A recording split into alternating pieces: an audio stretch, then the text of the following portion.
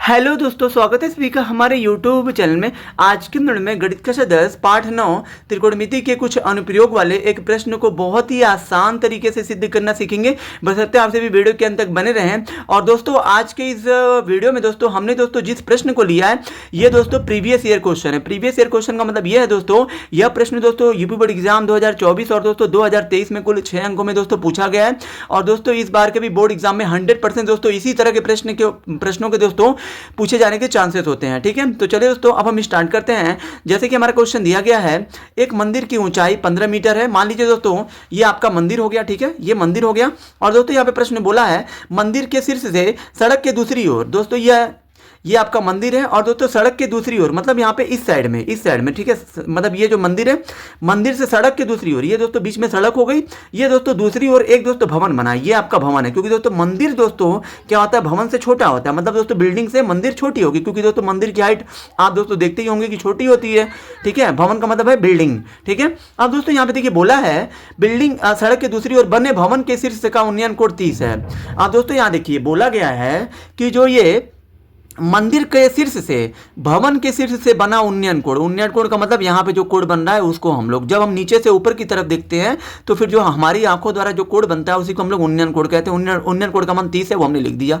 अब दोस्तों आगे बोला है तथा भवन के पाद का अनुमान कोण 45 है। यानी कि दोस्तों जब हम लोग मंदिर के शीर्ष से भवन के पाद का मतलब क्या है, भवन के जब हम लोग निचला सिरा देख रहे हैं, ये जो निचले सिरे को हम लोग जो है इसको दोस्तों हम लोग जो है बॉटम कहते हैं। ठीक है, बॉटम को हम लोग मतलब हिंदी में पाद कहते हैं। पाद बिंदु का मतलब है निचले बिंदु से यहाँ पे मंदिर के शीर्ष से कितने अंक कोण बन रहा है। तो यहाँ दोस्तों ये जो अनुमान कोण है, अनुमान कोण कब बनता है, जब हम लोग नीचे से ऊपर की तरफ देखते हैं, यानी कि ऊपर बन रहा है। अनुमान कोण है तो ऊपर ही बनेगा, 45 अंश है। अब दोस्तों यहाँ देखिए क्या बोला गया है दोस्तों, ये अगर 45 है तो ये भी दोस्तों क्या होगा, 45 होगा। क्यों होगा, क्योंकि दोस्तों ये मंदिर और दोस्तों ये जो भवन है ये दोनों दोस्तों समांतर रेखाएं हो गई। और दोस्तों जब किसी भी समांतर रेखा को जब कोई एक तिरछी रेखा काटती है तो दोस्तों यहाँ पे एकांतर कोण बराबर होते हैं। मतलब ये वाला कोण जितना होगा उतना ही ये भी कोण होगा। ठीक है, इसको दोस्तों ये जो उल्टा था लेकिन हमने इसे सीधा कर लिया क्योंकि दोस्तों हमें जो प्रश्न को हल करना है। अब दोस्तों आगे बोला है कि अनुमान कोण कितना है, 45 है, वो हमने लिख दिया। कह रहा है सिद्ध कीजिए कि भवन की ऊंचाई 5 कोष्टक में 3 प्लस कड़ी में 3, यानी कि तो हमें जो भवन की ऊंचाई इतनी दोस्तों लानी है। ठीक है, इतना हमें लाके सिद्ध करना है। तो दोस्तों भवन की ऊंचाई हमें नहीं पता है, तो यहाँ पे आप भवन की ऊंचाई मान लीजिए h है। भले से प्रश्न बोला सिद्ध करिए, हमें तो ये जो भवन की ऊंचाई लानी है ना, हमें क्या नाम है, हमें थोड़ी ना पता है। तो हम जब भवन की ऊंचाई मान लेते हैं क्या, h मान लेते हैं ये पूरा। ठीक है, भवन की ऊंचाई दोस्तों हम क्या मान लेते हैं, h मान लेते हैं। तो हमने मान लिया। अब दोस्तों यहाँ पे आप एक काम करिए, नाम दे दीजिए। ये हमारा ए हो गया, ये हमारा बी हो गया, ये हमारा सी हो गया, क्योंकि दोस्तों पहले आपका मंदिर है। ठीक है, ए बी सी। उसके बाद दोस्तों क्या बोला है, उसके बाद भवन के दूसरी ओर क्या है आपका, मंदिर से दूसरी ओर मतलब सड़क के उस पार क्या है आपका, एक भवन है। इसको भी दोस्तों आप नाम दे दीजिए। ये आपका डी हो गया और ये आपका ई हो गया। ठीक है दोस्तों, अगर यहाँ पे ए बी दोस्तों 15 है तो यहाँ पे सी ई भी तो क्या होगा, 15 होगा। जब दोस्तों ये इतना दोस्तों आपका 15 है तो ये इतना कितना होगा, डी ई। तो दोस्तों डी ई आपका क्या होगा, एच में से, मतलब पूरे में से ये जो 15 को अगर आप घटा देते हो इतना तो इतना आपको मिल जाएगा। मतलब पूरी ऊंचाई हमारी एच है तो एच में से माइनस कर दीजिए क्या, ये 15 को, तो आपको यहाँ से लेके यहाँ तक का आपको हाइट मिल जाएगा। अब दोस्तों ऐसा हमने क्यों किया है अभी आप जान जाओगे। ठीक है, चलिए पहले हम लोग यहाँ पे लिख लेते हैं क्या, पहले आपने क्या माना है, माना भवन की ऊंचाई आप क्या मान लोगे, h मीटर मान लिया। ठीक है, माना भवन की ऊंचाई h मीटर है। अब दोस्तों यहाँ पे आपको थोड़ा सा दिमाग से काम करना पड़ेगा, क्योंकि दोस्तों यहाँ पे आपका 2 कोण है तो 2 त्रिभुज बन गया। एक तो आपका त्रिभुज ए बी सी हो गया ये वाला, और दोस्तों ये आपका बन रहा है एक आपका ये बी डी ई, यानी एक बी ई डी बन रहा है, ये वाला त्रिभुज बन रहा है। तो दोस्तों अगर दोस्तों हमें दोस्तों यहाँ पे त्रिभुज की भवन की ऊंचाई बतानी है तो पहले दोस्तों यहाँ पे आप त्रिभुज ए बी सी लेके चलिए। दोस्तों ए बी सी लेके चलने से ये होगा कि दोस्तों हमें जो है ये वाला आधार यानी कि ए सी का मान पता हो जाएगा। और जब दोस्तों ये जो ए सी का मान जो आएगा वही मान हमारा किसका भी होगा, बी ई का होगा। और दोस्तों जब हमें बी ई पता चल जाएगा तो हम दोस्तों डी ई से एच का मान हम लोग यानी कि भवन की ऊंचाई हम ज्ञात कर सकते हैं। ठीक है, पहले आप यहाँ पे क्या करिए, पहले आप त्रिभुज लेके चले, किसको, त्रिभुज यहाँ पे आप लेके चलेंगे क्या लेके चलेंगे, BAC को। तो यहाँ पे त्रिभुज BAC से दोस्तों यहाँ पे त्रिकोणमिति के कुछ अनुप्रयोग वाले चैप्टर में हम दोस्तों हमेशा tan थीटा का ही इस्तेमाल करते हैं। यहाँ पे हम tan थीटा बराबर इस्तेमाल करेंगे। tan थीटा बराबर क्या होता है, लंब बटे आधार होता है, ठीक है, लंब बटे क्या होता है, आधार। तो दोस्तों यहाँ पे आपका लंब कितना दिया है, क्योंकि हम जो है त्रिभुज BAC के लेके चल रहे हैं, तो BEC में लंब कितना है हमारा, लंब हमारा कौन है, तो लंब का हमारा मान है AB, और दोस्तों आधार हमारा क्या है, AC। यहाँ दोस्तों ये आपका हो गया tan थीटा का मान कितना है, 45 अंश है। AB का मान कितना दिया है, 15 दिया है। AC का मान कितना दिया है, नहीं दिया, वही हमको पता करना है। tan 45 का मान दोस्तों कितना होता है, 1 होता है, बराबर 15 बटे में AC। यहाँ दोस्तों कुछ नहीं है तो 1 कर लीजिए, AC का गुणा 1 में करिए तो AC होगा, 1 का गुणा 15 में करिए 15 मीटर हो गया।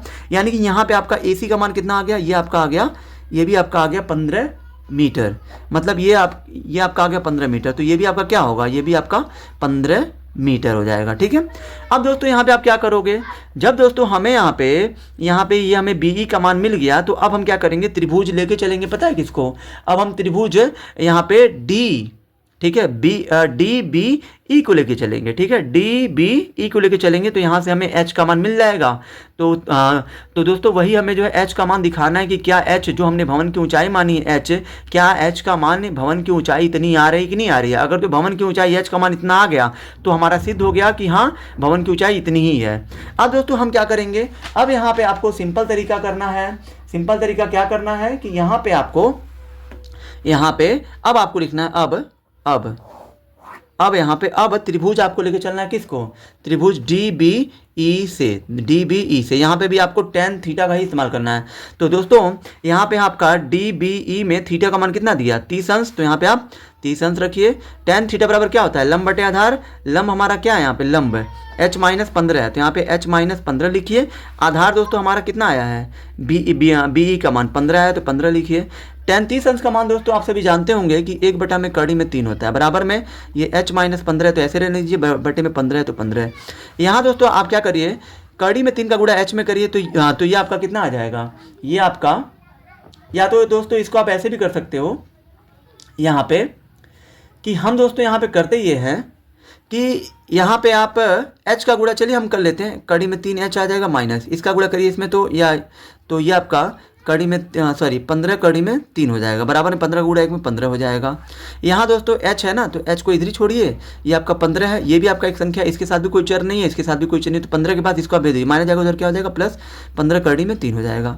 यहाँ ये दोस्तों आपका कड़ी में 3, ये आपका ऐसे ही है, ठीक है। हमें चाहिए H का मान, तो H बराबर ये आपका 15 प्लस 15 कड़ी में 3 और बटा में आपका ये कड़ी में 3 को भेजिए इधर, तो हो जाएगा कड़ी में 3, ठीक है।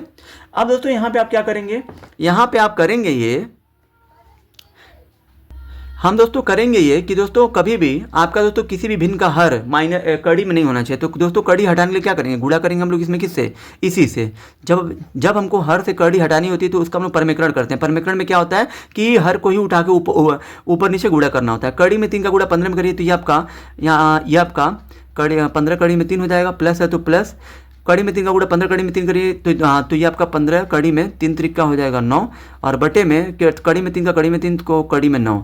यहाँ दोस्तों ये आपका 15 कड़ी में 3 हो गया, प्लस यहाँ दोस्तों 9 का वर्गमूल 3 होता है, तो 3 जब बाहर आएगा तो 15 में गुणा हो जाएगा, तो ये आपका हो जाएगा 45, और बटे में 9 का वर्गमूल कितना होता है, 3 होता है, ठीक है। अब दोस्तों यहाँ पे आप क्या करेंगे, H बराबर यहाँ पे दोस्तों आपको क्या करना है कि आप दोस्तों ऊपर देख सकते हैं कि ऊपर में आपको कुछ कॉमन दिख रहा है क्या, ऊपर में कुछ आपको कॉमन दिख रहा है, तो आप जो कॉमन ले सकते हैं। अब दोस्तों यहाँ पे चूंकि ऊपर में हम पहले 15 कॉमन ले लेते हैं, ठीक है, 15, तो फिर अंदर क्या बचेगा, कड़ी में 3 और प्लस 15 से भाग दीजिए, 45 में 3 बार में जाएगा, और बटे में कितना है, 3 है ना, तो 3 लिखिए। 3 से 15 कटेगा 5 बार में, ठीक है। यहाँ दोस्तों आपका कितना बच रहा है, 5 और कड़ी में 3 और प्लस में 3।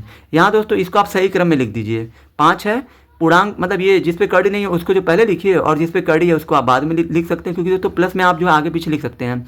तो दोस्तों यहाँ पे हमारा जो मतलब H का मान है कितना आ रहा है, 5 कोष्टक में 3 प्लस कड़ी में 3, और दोस्तों यही हमको लाना भी था, देखिए 5 कोष्टक में 3 प्लस कड़ी में 3। तो दोस्तों ये हमारा आ चुका है, 5 कोष्टक में 3 प्लस कड़ी में 3, ये हमारा प्रूव्ड हो चुका है, ठीक है।